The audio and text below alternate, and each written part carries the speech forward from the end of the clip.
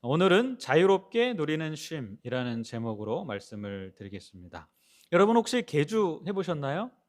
네, 여러분 계주할 때 무엇이 가장 부담스럽습니까? 100m 달리기 하고 여럿의 팀을 이루어서 하는 계주하고 무엇이 다르죠? 100m 달리기는 그저 나만 잘하면 됩니다.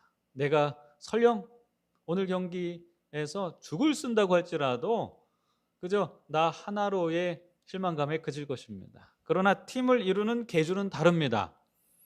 계주는요, 내가 잘못하면 팀 전체가 피해를 보죠. 그리고 계주는 이 바톤을 터치하면서 나에게 또 할당된 구간이 있어요. 이 바톤을 잘 잡는 것이 중요합니다. 떨어뜨리면 안 돼요. 그러면 우리 팀이 지기 때문에 그래요. 그리고 나에게 정해진 구간을 잘 달려야 하는 것입니다. 내가 뒤쳐져 버리면 우리 팀이 질 수 있다는 부담감, 그런 것으로 경기하는 것이 계주이기 때문에 승리하기가 더 어렵고 또 더 부담스러운 것이 사실인지 모르겠어요. 벌써 몇 년 전이었습니다. 우리 아이의 학교에서 운동회가 있다고 해서 참석했습니다. 그런데 학부모 계주 대회를 한다는 거예요. 정말 생각지도 못했습니다. 그리고 그곳에 참석한 우리 남성들이 아빠들이 많지 않았기 때문에 어쩔 수 없이 제가 이제 출전하게 됐어요. 그리고 주자가 이제 두 명씩 달리는 겁니다. 여러분, 그잖아도 이 계주는 참 부담스러우는데 아이들이 다 지켜보는 가운데서 이제 경기를 해야 되는 거죠. 처음에는 그래도 뭐 예전에 내가 달리기를 했으니 잘 달릴 수 있겠거니 하고 달렸습니다. 그리고 드디어 이제 시합이 시작이 됐습니다. 그리고 이제 주자가 두 명이 출발했어요. 정말 우연히도 제가 또 가장 부담스러운 마지막 주자가 돼가지고 이제 서 있었습니다. 그리고 첫 번째 주자, 두 번째 주자, 세 번째 주자가 달립니다. 그리고 다행인지 아닌지는 모르겠지만 우리 팀이 가장 먼저 달려왔어요. 그래서 제가 바톤을 잡았습니다. 그리고 저도 힘차게 달렸습니다. 여러분, 그런데 이게 어떻게 된 일인가요? 아무리 달려도 이 발이 예전처럼 그렇게 빨리 움직이질 않는 거예요. 여러분, 사실은 오랜만에 너무 무리하게 움직이다 보면 다칠 수도 있어요. 그런 위험성을 달리면서 직감했습니다. 그런데 누가 지켜보고 있어요? 아이들이 지켜보고 있어요. 실망감을 주면 안 되는 것입니다. 그리고 특별히 우리 팀이 먼저 들어가기 때문에 제가 마지막 주자였기 때문에 이거 이기지 못하면 다 누구 탓이에요? 제 탓이 되는 겁니다. 그래서 다리는 움직이지 않았지만 최선을 다해서 달렸어요. 그런데 제 옆에 있던 상대편 주자도 저하고 마음이 똑같았나 봐요. 최선을 다해서 달립니다. 그리고 막 제 옆으로 와서 씩씩거리면서 바로 제 옆에 있는 기분이 들었어요. 저도 지면 안 되니까 최선을 다해서 달렸습니다. 한참 달리고 있는데 옆에 그 상대 주자가 있는 느낌이 안 드는 거예요. 그러거나 말거나 저는 최선을 다해 달렸습니다. 그리고 꼬링 지점에 들어왔어요. 그리고 나서 이 뒤를 돌아보니까 아이고, 이 상대편 이 아빠가 이길 마음은 있고 그리고 이 빨리 달리고 싶은데 이 몸이 잘 안 따라줬는지 그만 도중에 넘어지고 만 것입니다.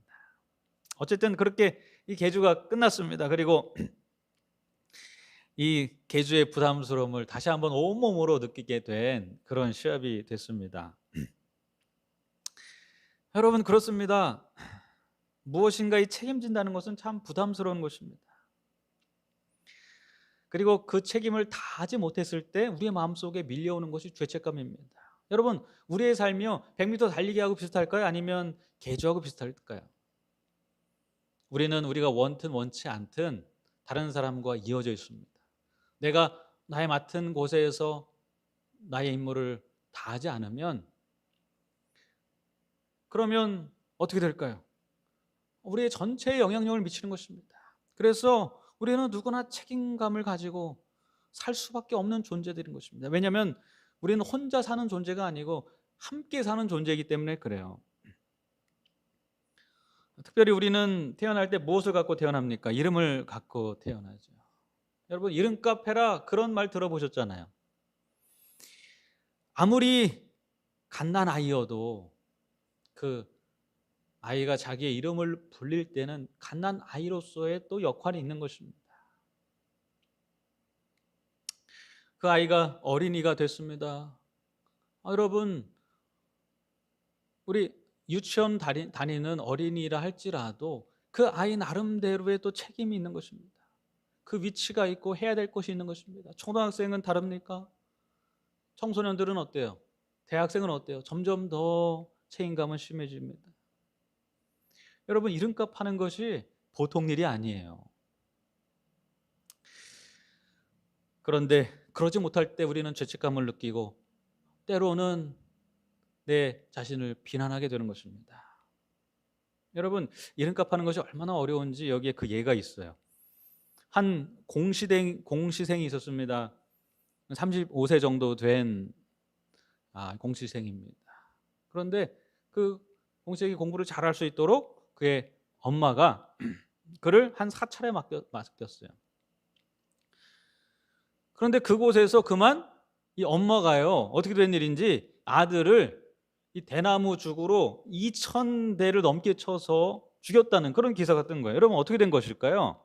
이런 사찰에 이 공시생이 공부하러 들어간 것입니다. 공무원 시험을 열심히 해서 합격하려고 했겠죠. 그런데 이 학생이 거기에서 특별한 어떤 이 불미스러운 일을 그가 알게 됐어요. 그리고 신실한 불자였던 이 엄마가 말림에도 불구하고 그것을 세상에 알리겠다는 것입니다. 엄마는 화가 났어요. 우리가 내부 고발자가 될 수 없다. 우리의 이름을, 우리의 명예를 더럽힐 수 없다. 그렇게 생각한 것 같아요. 아들을 무릎을 꿇립니다. 그리고 옆에 있던 이 대나무 막대기로 아들을 때리기 시작하는데, 여러분, 그것이 5대, 10대 이렇게 끝나지 않았어요. 몇 대를 때렸어요? 2,000대를 때린 것입니다. 이것은 거의 죽으라고 때린 거죠. 그 옆에 있던 사람들은 흔히 부모가 하는 훈계로 하고 알고 말리지도 않았다고 합니다. 결국에 2,000대를 넘게 맞은 이 아들, 건강한 35세의 청년입니다. 질병도 없어요. 그런데 이 CCTV에 확인이 됐는데 맞을 때 그저 반항 한번 하지 않고 계속 맞았다는 것입니다. 그리고 결국에는 죽음에까지 이르게 된 것입니다. 여러분, 이 엄마를 화나게 한 것은 무엇일까요? 심지어는 자기 아들을 때리면서까지 분노하게 한 것은 무엇일까요? 이름값 아니겠습니까? 이름값 해야 된다는 부담감, 내부 고발자가 될 수 없다는 부담감, 주변 사람들에게 피해를 주어서는 안 된다는 부담감, 여러 가지가 있겠죠. 물론 그 어느 것도 이렇게 아들을 죽음에 이르게 한 죄의 이유가 되지는 못할 것입니다. 어쨌든 우리는 이렇게 때때로 나의 이름값을 하지 못할 때, 내가 맡은 역할을 제대로 하지 못할 때 사회로부터 비난을 받는 것입니다. 때때로 죽음에 이르기도 하는 것입니다. 그래서 우리가 이것으로부터 홀가분하지 못한 것입니다. 여기에 그런 사람이 성경에 나오죠. 특별히 오늘 교과에 보면 한 중풍병자가 나옵니다. 여러분, 이 중풍병자는 마음속 깊은 곳으로부터 이 죄책감에 시달렸어요. 내가 나의 역할을 제대로 해내지 못했다. 내가 병에 걸려서 아무것도 할 수 없구나. 내 병은 내가 죄를 져서 이렇게 됐구나. 다 내 책임이다. 자기 탓만 하고 있었습니다. 그저 누워있으니 가족들 먹여 살리지도 못하고 세상에 짐만 되는구나. 나는 없어져야 될 존재지. 하나님께 벌을 받아서 내가 이렇게 이름값도 못하면서 살고 있지. 그렇게 생각하면서 그저 힘없이 병상을 지키고 있었던 자가 바로 이 중풍병자입니다. 여러분, 그리고 또 한 명의 오늘 주인공이 바로 엘리야입니다. 엘리야는 어떻습니까? 엘리야는 하나님께서 그에게 맡겨주신 엄청나게 큰 사명에도 불구하고 자기 자신의 이 단순한 자기의 행동으로 말미암아, 그릇된 행동으로 말미암아 그 일을 그르쳤다는 자책에 그는 힘을 잃고 말았어요. 그리고 광야에 쓰러진 것입니다. 자기 자신을 한없이 자책하면서 나 때문에 일어난 이 큰 손해, 이것을 과연 어떻게 내가 감당해야 될지 몰라 하면서 하나님께 이렇게 울부짖었습니다. 죽기를 원하여 이르되 넉넉하오니 지금 내 생명을 거두시옵소서. 나는 조상들보다 낫지 못하나이다. 여러분, 이 두 주인공의 공통점은 무엇입니까? 그들은 자신을 비난했어요.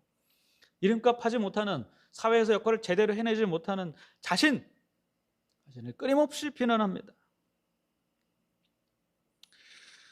그렇다면 이 차이점은 무엇입니까? 여러분, 그래도 그나마 이 중풍병자는요, 죽기를 원했습니까? 낫기를 원했습니까? 낫기를 원했어요. 그가 낫기를 원한 이유는 아마 그의 친구들에게 있었던 것 같아요. 주변 사람들에게 있었던 것 같아요. 비록 그는 자기 자신을 계속해서 비난했지만 주변 친구들은 그를 위하여 최선을 다했습니다. 삶을 이렇게 포기하지 말라고 조언했습니다. 그리고 그를 메고 예수님께 오지 않습니까? 그러나 엘리야는, 그가 지쳐서 쓰러진 그 광야에는 아무도 없었어요. 심지어는 그를 시중 들던 종조차 없었습니다. 그가 홀로 이 광야에 쓰러진 것입니다. 그래서 그를 도와줄 사람이 없으니까 결국에 엘리야는 뭐라고 외칩니까? 여기서 죽고 싶다고 외치는 것입니다. 여러분, 하나님께서 우리 주변에 친구들을 주시고 사랑하는 가족들을 주셨음에 감사하게 되기를 간절히 바랍니다. 어쩌면 오늘 우리가 아직까지 이렇게 버티고 있는 것은 하나님께서 허락하신 가족들과 친구들과 교우들 때문인지 모르겠습니다. 이 중풍병자가 그랬습니다. 엘리야는 그러지 못했어요. 이 둘은 아마 마음속에 심한 우울감으로 시달렸을 것입니다. 여러분, 이 우울증, 우울감이 요즘 사회를 병들게 하고 있죠. 이것이 이 뇌를 사실은 변형시킵니다. 그래서 단순한 질병이 아니에요. 특별히 엘리야처럼 이 특별한 갑작스러운 사건에 닥쳤을 때 그러한 우울감은 더 심해지고 사람을 궁지로 몰아넣습니다. 여기에 세 종류의 뇌가 있습니다. 첫 번째는 정상인 뇌예요. 두 번째는 우울증 환자의 뇌예요. 세 번째는 자살 충동 우울증 환자의 뇌입니다. 다 달라요. 그렇죠? 일반 우울증 환자와 그다음에 자살 충동을 느끼는 우울증 환자의 뇌는 다릅니다. 무엇이 다르냐면 이쪽에 전두엽과 변형계를 연결하는 선이 더 얇아져 있는 것입니다. 여러분, 전두엽을 통해서 우리는 올바른 판단할 수 있습니다. 그런데 변형계를 통제해야 되는 전두엽, 그 전두엽과 그 변형계를 잇는 신경이 얇아지면 어떻게 될까요? 변형계 마음대로 합니다. 자기 충동을 조절하지 못하고 충동대로 하는 것입니다. 죽고 싶다 하면서 몸을 던지는 거예요. 그런데 막상 몸을 던지면 대부분의 이 환자들이요, 후회한다고 그래요. 살려달라고 한다고 그래요. 왜냐하면 그것은 자기의 본래의 뜻과 의지가 아니었기 때문에 그렇습니다. 여러분, 우울증이 이렇게 무서워요. 우리의 뇌를 이렇게 변형시켜서 우리를 죽음으로 끌고 들어가는 것입니다. 마음의 우울감이 깊었던 이 중풍병 환자, 여러분, 그는 그곳에서 어떻게 탈출할 수 있었습니까? 어떻게 고침을 받을 수 있었습니까? 사람들은 끊임없이 그를 비난했어요. 뭐라고 비난합니까? 내가 지은 죄가 얼마나 큰지 생각해봐라. 그것이 입힌 세상의 손해를 한번 생각해봐라 말합니다. 네가 감당하지 못한 책임 때문에 사회가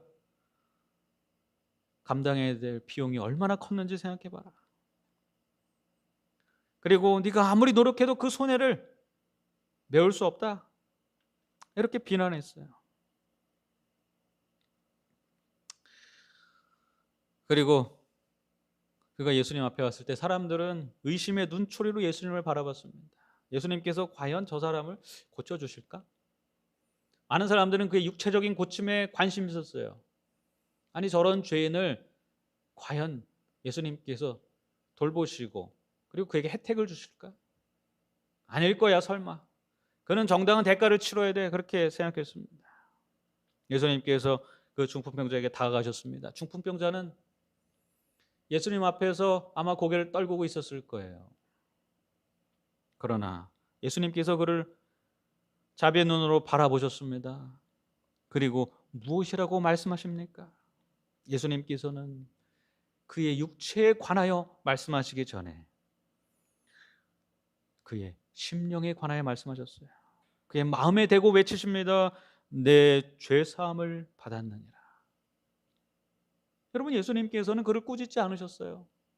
그가 못한 이 책임, 어떤 사회적인 어떤 그런 것을 예수님께서 탓하지 않으셨어요. 그저 예수님께서는 그런 무거운 짐에서 벗어나라고 말씀하십니다. 이미 너는 죄를 사함 받았다고 말씀하시는 것입니다. 그리고 예수님이 그를 포옹하셨습니다. 다시 하나님의 아들 사회의 구성원으로 받아들이셨습니다. 그를 다시 일어나게 하셨어요. 예수님은 그의 육체를 치료하시기 전에 그의 심령을 치료하심으로써 근본적인 치료를 하셨습니다. 그는 예수님의 말씀을 듣고 일어나 걸었습니다.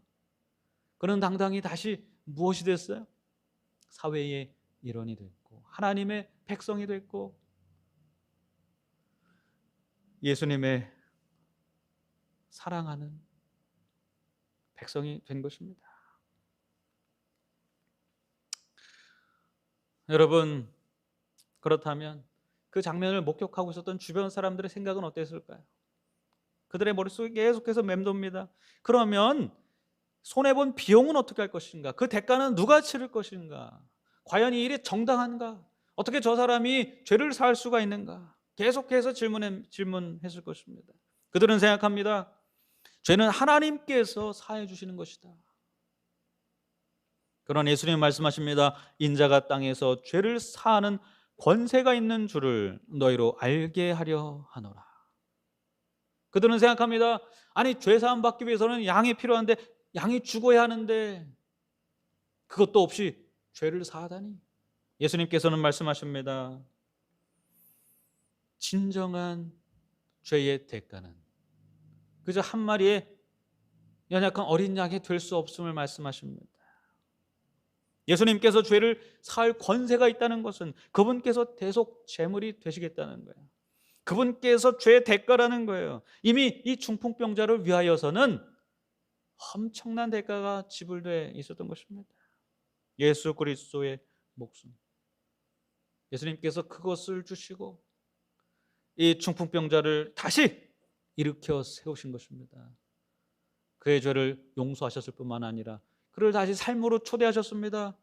무거운 삶의 무게를 예수님께서 내려놓게 하시고 다시 한번 그에게 새로운 생명을 주신 것입니다. 새로운 사람이 됐어요. 여러분, 그렇습니다. 예수 그리스도의 피는 우리의 부족함에도 불구하고 그분께 자복하는 자들을 항상 그분의 공동체 안에 거하게 하신다는 사실을 잊지 않는 저와 여러분 되기를 간절히 바랍니다. 그분께서 치르신 대가는 너무나 넓고 너무나 커서 어떠한 사람도 쓰다가 부족해서 주님의 공동체 안에 거하지 못하게 되는 경우가 없는 것입니다. 그분께서 이미 그 큰 대가를 치르시고 우리 죄를 용서하셨을 뿐만 아니라 그분의 자녀와 백성을 삼아 주셔서 더 이상 우리가 고아처럼 그렇게 홀로 거하지 않아도 된다고 말씀하셨음을 여러분 꼭 기억하는 저와 여러분 되기를 간절히 바랍니다. 여러분, 그렇다면 엘리야는 어떻게 쉼을 얻게 됐습니까?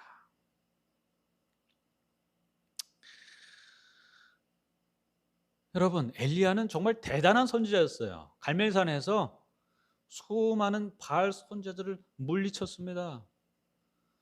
여러분, 엘리야 혼자서 한 나라를 상대하는 거예요. 그리고 성공했습니다. 그리고 온 백성을 미혹하게 했던 바알 선지자들을 다 심판하고 처형했어요. 그는 정말 큰 일을 성취한 것입니다. 그러나 그 후에 그를 넘어뜨린 것은 뭐예요? 아주 작은 것이었습니다. 아방의 아내 이세벨의 경고였습니다. 내가 반드시 너를 죽인다. 엘리야는 큰 성공을 했음에도 불구하고 그 뒤에 이러한 이세벨의 위협에 그가 그만 겁을 먹고 말았어요. 그리고 도망가기 시작합니다. 그는 큰 일을 치르고 난 다음에 탈진하고 힘이 없었을 때 인간이 나타낼 수 있는 연약함을 그대로 드러내고 말았어요. 그리고 도망가면서 그는 생각했습니다. 내가 모든 승리를 망쳤구나. 나의 도망가는 행위로 말미암아 하나님께서 영광받지 못하시고 방금 전에 하나님께서 승리하신 승리조차 영광이 되지 못하게 내가 만들어 버렸구나. 그리고 절망감에 빠집니다. 그리고 주변에 사람 아무도 없는 광야에서 이 로뎀나무 그늘 밑에 그가 주저앉아 버려요. 그리고 깊은 잠에 빠지지 않습니까? 여러분, 이런 그를 바라보면서 하나님께서 뭐라고 말씀하십니까? 엘리야야, 내가 너에게 어떠한 직임을 맡겼는데 지금 이렇게 누워 있을 때가 아니다. 빨리 너의 책임을 다 완수하거라. 그렇게 말씀하셨을까요? 그를 책망하셨을까요? 그래 하지 않으셨어요. 그가 그곳에 쓰러져 깊은 죄책감에 억눌려 자고 있을 때 하나님의 천사 그에게 나타나죠. 그리고 무엇으로 말합니까? 일어나서 뭐 하라고요? 먹어라 이렇게 말합니다. 여러분, 우리가 힘들고 지쳐 있을 때는요, 먼저 그 기력을 좀 찾아야 됩니다. 기력을 찾아려면 먹어야 되죠. 그래야 정신도 맑아져요. 엘리야는 너무 기진맥진했어요. 근데 놀라운 것은 하나님께서 그런 인간의 연약한 상태를 다 훤히 알고 계셨다는 거예요. 그리고 그 입에 먹을 것을 넣어주십니다. 마실 것을 넣어주세요. 그러자 엘리야가 기운이 났잖아요. 그리고 엘리야에게 말합니다. 이제 뭐 하라고요? 내 갈 길을 가라. 내가 너에게 이렇게 상을 베푼 것은 내가 갈 길을 다 가지 못할까 한다. 여러분, 엘리야는 도망가는 중이었어요. 아합 왕에게부터, 이세벨으로부터, 하나님께로부터 도망가는 중이었어요. 그런데 하나님께서는 오히려 그가 그 길을 다 가지 못할까 봐 걱정하시는 것입니다. 여러분, 엘리야가 그때 또다시 하나님께로부터 도망갈 생각했을까요? 아니면 자신을 먹여주시고 위로해 주시고 용기 주시는 하나님께 달려가야겠다, 그렇게 생각했을까요? 엘리야가 깨달았습니다. 피할 곳은 하나님께밖에 없다는 사실을 알았어요. 그리고 하나님의 산 호렙산으로 달려갑니다. 그가 기운을 차린 다음에는 그의 이 도망가는 방향이 달랐어요. 여러분, 그가 하나님께 도망갔을 때 하나님께서 그를 위로해 주십니다.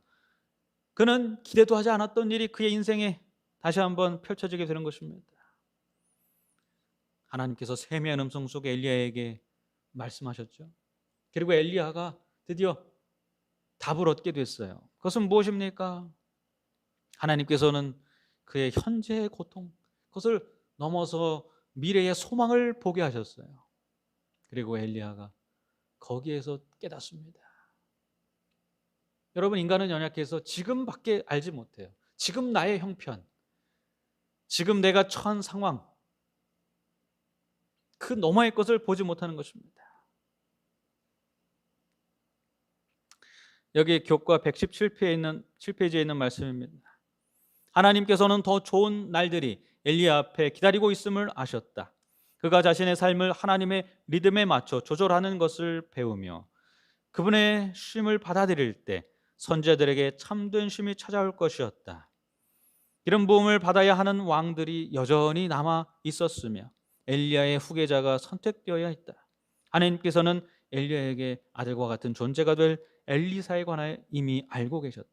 하나님께서는 엘리야가 다시 한번 믿음을 가지고 하늘로부터 불이 내리기를 요청할 것을 알고 계셨다. 엘리야는 로뎀나무 아래서 죽게 될 것이 아니라 불병거를 타고 하늘의 쉼 속으로 들어가게 될 것이었다. 여러분, 하나님께서 보시는 인생은요, 우리처럼 그렇게 한순간 한순간이 아닌 것입니다. 우리의 인생의 전체를 보시는 것입니다. 그래서 하나님은 우리의 삶을 이끌어 가실 수 있는 분이에요. 하나님께서 엘리야의 삶을 보시면서 무엇을 보셨어요? 조금 있으면 일어나게 될 엄청난 그러한 성공을 보셨어요. 놀라운 일들을 보셨어요. 그리고 그를 위로하시는 것입니다. 조금만 기다려라. 지금 현재의 너의 삶 때문에 실망하지 마라. 앞으로 너의 삶 속에 엄청난 일들이 기다리고 있다. 그 중에 하이라이트는 무엇이에요? 엘리야가 불병거를 타고 하늘로 올라가게 될 것입니다. 여러분, 우리의 삶의 현재 모습 때문에 낙망하거나 좌절하지 않게 되기를 간절히 바랍니다. 내 마음속에 절망감이 밀려오고 엘리야처럼 우울증 속에 빠져 있을 때 다른 곳이 아니라 하나님께 달려가게 되길 간절히 바랍니다.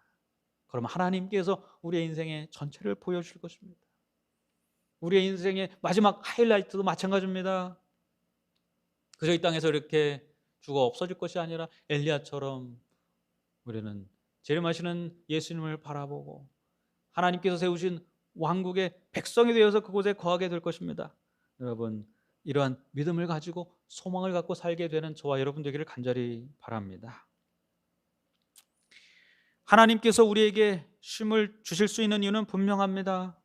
그분은 우리의 죄를 용서하실 수 있는 분이기 때문에 쉼을 줄 수 있는 것입니다. 그분은 우리의 인생을 아시기 때문에 우리에게 쉼을 줄 수 있는 분이에요. 여러분, 이분 아시죠? 요즘에 아프가니스탄 얼마나 혼란의 전국입니까? 탈레반이 점령해 버렸어요. 그런데 그 탈레반이 점령한 이 카불, 이 도시에서 이 CNN 여기자가 피난 가지 않았어요. 남들은 다 어떻게 살까 하고 비행기를 타고 다 도망갔습니다. 그런데 이 여기자는 용기 있게 이 카불의 상황을 온 세계 사람들에게 전해주고자 이곳에 남아있는 것입니다. 얼마나 참 대단한 여성입니까? 얼마나 강심장입니까? 그래서 많은 사람들이 탐복해요. 여러분, 정말 대단한 희생입니다. 그러나 이 여기자의 한계가 있는 것입니다. 그는 아무리 그가 이 카불의 상황을, 아프가니스탄의 상황을 세계에 전한다 할지라도 그가 아프가니스탄인이 될 수는 없어요. 그는 미국인으로서 그리고 이 CNN의 한 기자로서 여기에 있을 수밖에 없는 것입니다. 그런데 아프가니스탄 사람들은 어떻습니까? 여러분, 그들의 현실이 얼마나 절망적입니까? 여기에 한 사람이, 이 엄마 아빠가 자기의 사랑스러운 아이를 군인들에게 맡기고 있는 장면입니다. 여러분, 이 장벽 안쪽은 이 탈레반이 점령한 카불이에요. 이 장벽 바깥쪽, 철망이 있는 쪽 바깥은 그나마 아직까지 미군이 지키고 있는 땅인 것입니다. 그런데 그들이 있는, 이 엄마 아빠가 있는 이 탈레반이 점령한 이 도시는 이제 희망이 없어요. 그래서 우리는 비록 이곳에 남아있지만 내 아이만큼은, 내 아이의 인생에만큼은 희망을 주고자 아이를 들어 올립니다. 거기엔 철조망이라는 커다란 장애물이 있어요. 그럼에도 불구하고, 그런 위험에도 불구하고 아이를 들어서 미군에게 맡기는 것입니다. 여러분, 이러한 부모의 심정이 어떻겠습니까? 자기의 아이를, 자기가 낳은 사랑스러운 아이를 다른 나라 군인의 손에 맡길 수밖에 없는 이 비참함. 여러분, 이러한 상황이 지금 아프가니스탄인들이 그들이 겪고 있는 상황인 것입니다. 이것은 아프가니스탄인이 되지 않으면 알 수 없는 비극인 것입니다. 여러분, 예수님께서는 그저 이 땅에 내려오셔서 인간인 척하지 않으셨어요. 우리의 죄와 절망스러운 상황을 보시면서 그저 피곤한 척, 슬픈 척하지 않으셨어요. 그는 우리가 되셨어요. 저와 여러분과 같은 연약한 인간이 되신 것입니다.